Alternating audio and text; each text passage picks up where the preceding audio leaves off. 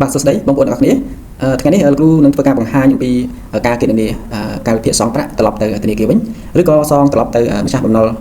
ឯកជនណាមួយឬក៏យើងខ្ចីលុយអ្នកណាម្នាក់ឬក៏យើងឲ្យលុយគេខ្ចីគឺយើងអាចប្រើប្រាស់ជាមួយនឹងការគណនាឬក៏តារាងបានអូខេអញ្ចឹងទី1គឺខ្ញុំមាន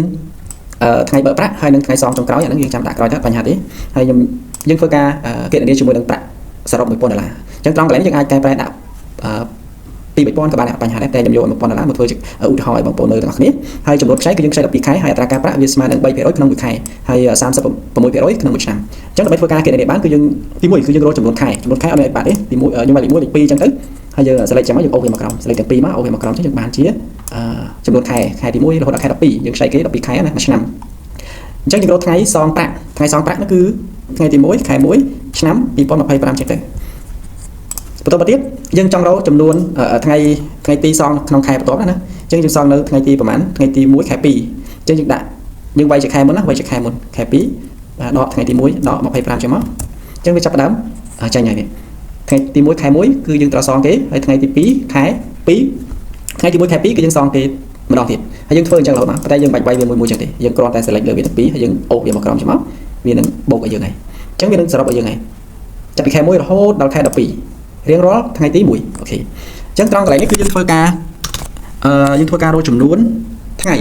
យើងចង់ដឹងថាក្នុងមួយខែមានប្រហែលថ្ងៃដែលយើងសរុបដូចជាពេលខ្លះដូចជានៅក្នុងខែ2គឺវាមាន28ថ្ងៃអញ្ចឹងយើងចង់ដឹងចំនួនហ្នឹងណា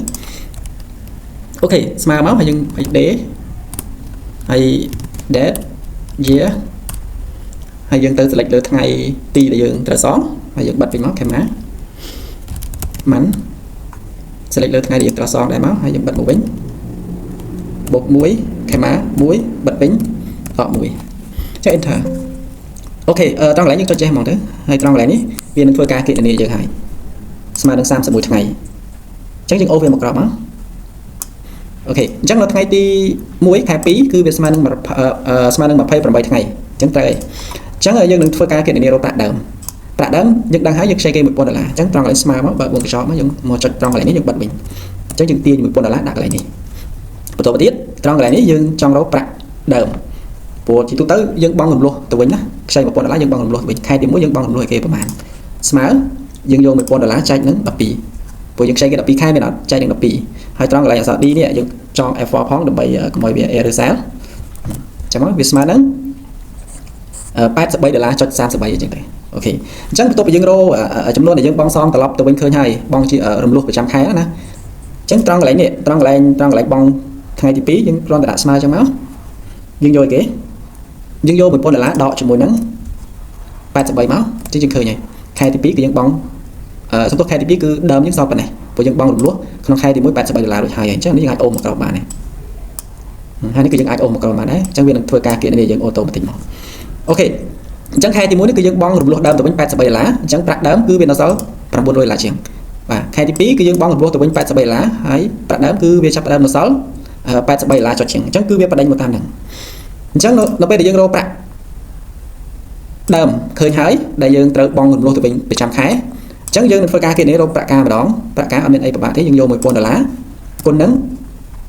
3%ក្នុងមួយខែបាទចុចកន្លែងមកហើយយើងចុច F4 មួយដើម្បីចងសាលវាអញ្ចឹងវាស្មើនឹង$30$1000ស្មើនឹង$30ការវាមួយខែណាអញ្ចឹងយើងអូសមកក្រោមចឹងមកគឺវាធ្វើការគណនាយើងអូតូម៉ាទិកនេះ$900ការវា$27$80ជាងនេះការវា25អញ្ចឹងដល់ពេលដែលប្រាក់ដើមយើងវាកាន់តែថយចុះហើយការយើងក៏កាន់តែថយចុះដែរអញ្ចឹងណាអញ្ចឹងដល់ពេលដែលយើងរកប៉ុណ្ណឹងឃើញហើយគឺយើងធ្វើការសរុបមកត្រង់កន្លែងសរុបស្មើ SUM យើងបូកមក$83ជាងនេះបូកជាមួយ30មកហើយ enter មកឃើញ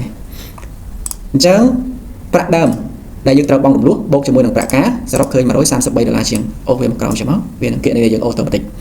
ហើយត្រង់កន្លែងសម្គាល់នេះគឺយើងមិនចាំបាច់ធ្វើទេអានឹងគឺការ remark ការ tick ការ tick ខ្លួនឯងទេអញ្ចឹងដល់ពេលដែលខ្ញុំរកឃើញប៉ុណ្ណឹងហើយគឺយើងធ្វើការបូកថ្ងៃចង់ដឹងថាថ្ងៃនេះវាប្រហែលថ្ងៃជាងបូកអូសឡើងលើចឹងមកយើងប្រើរូបមន្តសាំណា enter មកវាឃើញ365ថ្ងៃអញ្ចឹងនេះអានេះដឹងតែ0ហើយកន្លែងហ្នឹងវាយលេខ0ទៅហើយត្រង់កន្លែងស្មើ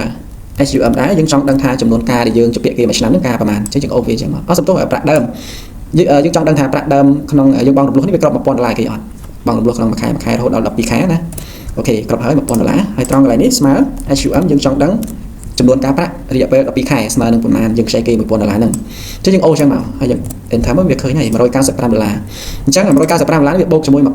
វាឃើញហើយ$195បូកទាំងប្រាក់ដើមហើយនិងប្រាក់ការ